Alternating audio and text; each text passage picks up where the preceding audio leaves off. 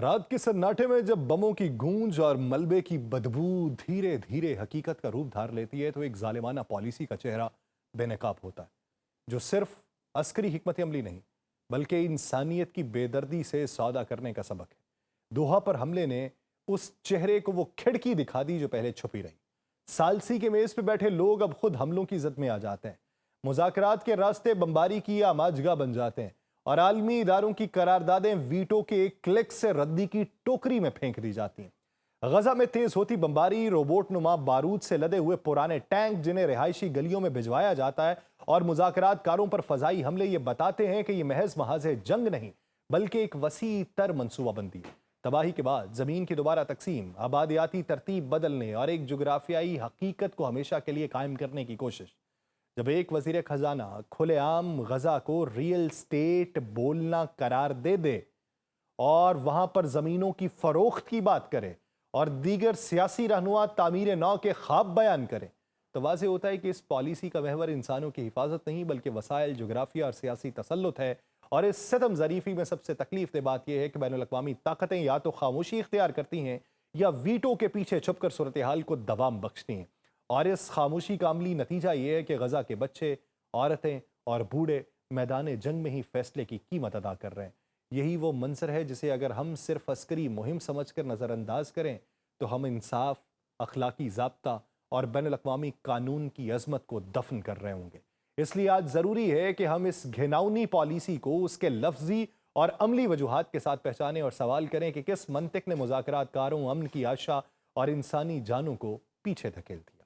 آپ سب پر سلامتی ہوں، میں یاسر رشید ہوں اور آپ دیکھ رہے ہیں سنو نیوز۔ ناظرین، اسرائیلی وزیر خزانہ بیزلیل سمارٹرچ نے ایک بار پھر غزہ کے مستقبل کو کھلی منڈی کی زمین بنا کر پیش کیا ہے۔ تل ابیب میں شہری تعمیر نو کے اجلاس سے خطاب کرتے ہوئے اس نے کہا کہ غزہ کو ریئل اسٹیٹ بوننزا کہوں گا، اور یہ تک کہہ ڈالا کہ اسرائیل اور امریکہ نے جنگ پر جو خطیر سرمایہ لگایا ہے اب اس کی واپسی زمینوں کی فروخت کے ذریعے ہوگی، جس کے تناسب پہ دونوں کو حصہ ملے گا۔ سمارٹرچ نے دعویٰ کیا ہے کہ اس حوالے سے ایک بزنس پلان ٹرمپ کی میز کے اوپر موجود ہے اور ابتدائی بات چیت شروع بھی ہو چکی ہے۔ یہ بیان کوئی انوکھا نہیں ہے بلکہ اسی سوچ کا تسلسل ہے جس کا اظہار چند روز پہلے اسرائیلی وزیر قومی سلامتی ایتمار بن گویر نے کیا، جس نے یہ کہا کہ غزہ میں اسرائیلی پولیس افسران کے لیے ایک شاندار کالونی تعمیر کی جائے گی۔ سمارٹرچ نے تو یہ بھی کہا کہ اسرائیل نے غزہ میں تباہی کا پہلا مرحلہ مکمل کر لیا اور اب تعمیر کا وقت ہے۔ گویا انسانی المیہ کو وہ محض شہری منصوبہ بندی کی ابتدائی شرط سمجھ رہے ہیں۔ امریکی صدر ٹرمپ بھی بارہا غزہ کو ایک بڑے ریئل اسٹیٹ منصوبے کے طور پہ دیکھنے کی بات کر چکے ہیں۔ ان کے نزدیک یہ خطہ ایک ایسی ریورا میں بدل سکتا ہے جہاں سے 21 لاکھ فلسطینیوں کو جبرن نکال دیا جائے۔ اس مقصد کے لیے انہوں نے فروری میں اپنی سوشل میڈیا پوسٹ پہ ایک ویڈیو بھی ڈالی تھی جس میں غزہ کو ایک پرتعیش سیاحتی مقام دکھایا گیا تھا جس پر عالمی سطح پر سخت تنقید ہوئی۔ یہ سب بیانات اس خدشے کو اور گہرا کرتے ہیں کہ اسرائیلی قیادت دراصل غزہ کو صاف کرنے کے بعد ایک نئی کالونی بنانے کا منصوبہ رکھتی ہے جو ناقدین کے مطابق براہ راست نسلی تطہیر کے زمرے میں آتا ہے۔ دوسری طرف زمینی حقائق یہ ہیں کہ اسرائیل نے غزہ سٹی پر بڑے پیمانے پہ حملے کی تیاری مکمل کر لی ہے۔ ٹینک شہر کے کنارے جمع ہو چکے ہیں، 10 لاکھ سے زائد فلسطینیوں کو مزید جنوب کی طرف دھکیل دیا گیا ہے۔ یوں لگتا ہے کہ غزہ کے لیے یہ جنگ محض زمین پر قبضے کی لڑائی نہیں بلکہ اس خوفناک سوچ کا عملی مظہر ہے جس میں انسانیت کی جگہ سرمایہ اور طاقت لے چکی ہے۔ دوحہ پر حملے کے بعد اسرائیل کے رویے میں جو غیر معمولی شدت دیکھنے میں آئی ہے وہ کسی حادثاتی یا وقتی رد عمل کا نتیجہ نہیں بلکہ ایک سوچے سمجھے منصوبے کا حصہ ہے۔ اسرائیل نے اس موقع کو ایک نادر موقع کے طور پہ لیا ہے کہ دنیا کی توجہ تقسیم ہے اور خطے میں غیر یقینی صورتحال عروج پہ ہے۔ ایسے میں وہ اپنے پرانے خواب یعنی گریٹر اسرائیل کے منصوبے کو عملی شکل دینے کے قریب تر ہو سکتا ہے۔ اسرائیلی قیادت یہ جانتی ہے کہ دوحہ پر حملے نے ایک نئی لہر پیدا کی ہے جس کے اثرات صرف قطر تک محدود نہیں بلکہ پورے خطے میں محسوس کیے جا رہے ہیں، اور اسی پس منظر میں اسرائیل نے اپنی فوجی کارروائیوں کی شدت کو بڑھا دیا ہے تاکہ وہ زمینی حقائق کو بدل سکے اور بعد میں مذاکرات کی میز پر اپنی مرضی کی شرائط بنوا سکے۔ گریٹر اسرائیل کا نظریہ کوئی نیا نہیں بلکہ دہائیوں پرانا خواب ہے جو اسرائیلی سیاست اور عسکری حکمت عملی کا حصہ رہا۔ یہ منصوبہ فلسطین کی مکمل زمین پر قبضے سے آگے بڑھ کے اردن، شام، لبنان اور خلیج کے کچھ حصوں تک پھیلا ہوا ہے۔ اسرائیل کو لگتا ہے کہ اگر وہ اس وقت اپنی پوزیشن کو مضبوط نہیں کرے گا تو مستقبل میں اسے ایسے عالمی دباؤ کا سامنا کرنا پڑے گا جو اس کے اس خواب کو ہمیشہ کے لیے دفن کر دے گا۔ یہی وجہ ہے کہ دوحہ حملے کے بعد اسرائیل نے اپنے حملوں میں تیزی لاتے ہوئے خاص طور پہ غزہ اور جنوبی کنارے میں کارروائیاں بڑھا دی ہیں اور ادھر جنوبی لبنان میں بمباری شروع کر دی ہے تاکہ فلسطینیوں کو نہ صرف پسپا کیا جائے بلکہ ان کی زمین اور وسائل پہ مستقل قبضہ جمایا جا سکے اور ان کے اتحادیوں کو خاموش کروایا جا سکے۔ اسرائیل کے موجودہ حملوں کی ایک اور بڑی وجہ یہ ہے کہ اسے لگتا ہے کہ عرب دنیا داخلی طور پہ بٹی ہوئی ہے اور بڑی طاقتیں اپنی سیاسی اور معاشی ترجیحات میں الجھی ہوئی ہیں۔ امریکہ اور مغربی ممالک کھل کر اسرائیل کی پشت پناہی کر رہے ہیں اور اسرائیل اسی عالمی حمایت کو اپنی اصل طاقت سمجھتا ہے۔ دوحہ پر حملے نے اسرائیل کو مزید جواز فراہم کیا کہ وہ خطے میں اپنی عسکری برتری کا بھرپور مظاہرہ کرے اور دنیا کو یہ پیغام دے کہ چاہے کوئی بھی شہر نشانہ بنے، اسرائیل اپنی سیکیورٹی کے نام پر ہر حد پار کر سکتا ہے۔ اس تمام منظرنامے میں سب سے خطرناک پہلو یہ ہے کہ اسرائیل محض دفاعی اقدامات نہیں کر رہا بلکہ ایک بڑے جغرافیائی منصوبے کو عملی جامہ پہنانے کے لیے حملوں کی شدت بڑھا رہا ہے۔ گریٹر اسرائیل کا خواب اسی وقت ممکن ہو سکتا ہے جب فلسطینیوں کو نہ صرف ان کی زمینوں سے بے دخل کیا جائے بلکہ ارد گرد کے ممالک کو بھی خوفزدہ کر دیا جائے کہ وہ مزاحمت کی ہمت ہی نہ کریں۔ دوحہ پر حملہ اسی حکمت عملی کا حصہ دکھائی دیتا ہے جس کے ذریعے اسرائیل اپنے مخالفین کو پیغام دے رہا ہے کہ وہ کسی بھی وقت اور کسی بھی جگہ حملہ کرنے کی صلاحیت رکھتا ہے۔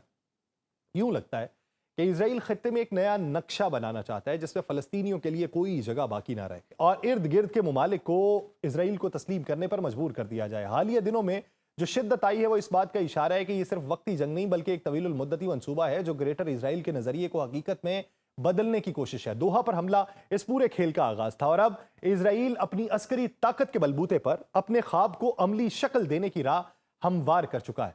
اب جب اسرائیل نے دوحہ پر حملے اور غزہ میں شدت اختیار کر رکھی ہے، اس کے بعد علاقائی معاہدے اور بین الاقوامی رد عمل نے صورتحال کو نئی جہت دی ہے۔ اگلے مرحلے میں ممالک کی صف بندی بھی نسبتاً واضح ہو کر سامنے آ سکتی ہے۔ ایک طرف امریکہ کی بلا واسطہ حمایت اور بعض مغربی دارالحکومتی خاموش یا پشت پناہ پالیسی اسرائیل کو عارضی سفارتی مفاہمت دیتی ہے یا مدافعت دیتی ہے جس کی بدولت وہ اپنی عسکری کارروائیوں میں زیادہ ہٹ دھرمی دکھا سکتا ہے۔ اس کے نتیجے میں وہ ملک جو طویل المیعاد میں طاقت کے توازن اور تحفظ مفادات کو مقدم رکھتے ہیں وہ اسرائیل کے قریب کھڑے نظر آئیں گے۔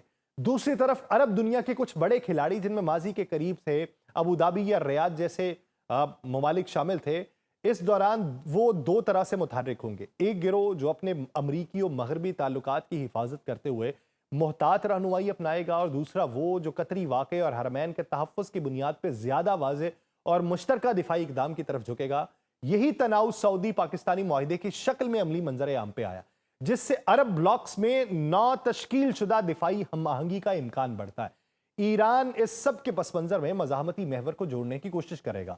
وہ نہ صرف حزب اللہ اور حماس جیسی فورسز کے ذریعے سیکیورٹی دائرہ بڑھائے گا بلکہ چین اور روس کے ساتھ اقتصادی اور سفارتی روابط کو بھی مضبوط کر کے امریکی دباؤ کو کمزور کرنے کی حکمت عملی اپنائے گا۔ یہی راستہ تہران کو اس قابل بنائے گا کہ وہ علاقائی اثر و رسوخ برقرار رکھے اور کسی بھی یک طرفہ تبدیلی کے خلاف نیٹ ورک تشکیل دے۔ چین اور روس اس کشمکش میں عام طور پہ اپنے تصویراتی مفادات، تجارتی راہداریوں اور توانائی رسد کو مقدم رکھیں گے۔ وہ کسی بڑے تصادم سے بچنے کے خواہاں رہیں گے مگر سیاسی اور اقتصادی پلوں کے ذریعے ایران کبھی کبھار ترکی اور بعض عرب ریاستوں کے ساتھ تعاون بڑھا سکتا ہے تاکہ مغربی یک طرفہ فیصلوں کا توازن جو ہے وہ قائم رہے۔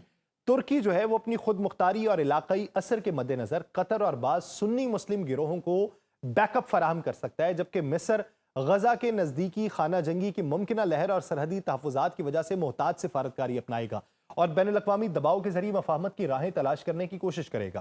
یورپی یونین اور اقوام متحدہ کے بعض رکن ممالک انسانی بنیادوں اور بین الاقوامی قانون کے تحت زیادہ سخت بیانات جاری کریں گے اور ممکنہ طور پہ اقتصادی یا سیاسی پابندیوں کی حمایت کریں گے مگر ان کی عملی قوت واشنگٹن کی پالیسی پر کافی حد تک منحصر رہے گی۔ اسی طرح بھارت کی صورتحال دو تہائی طور پہ پیچیدہ ہے۔ ایک طرف اسے ایران میں اپنے مفادات اور وسطی ایشیا تک رسائی کی ضرورت ہے، دوسری طرف وہ امریکہ اور سعودی دنیا کے ساتھ اچھے تعلقات قائم رکھنا چاہتا ہے۔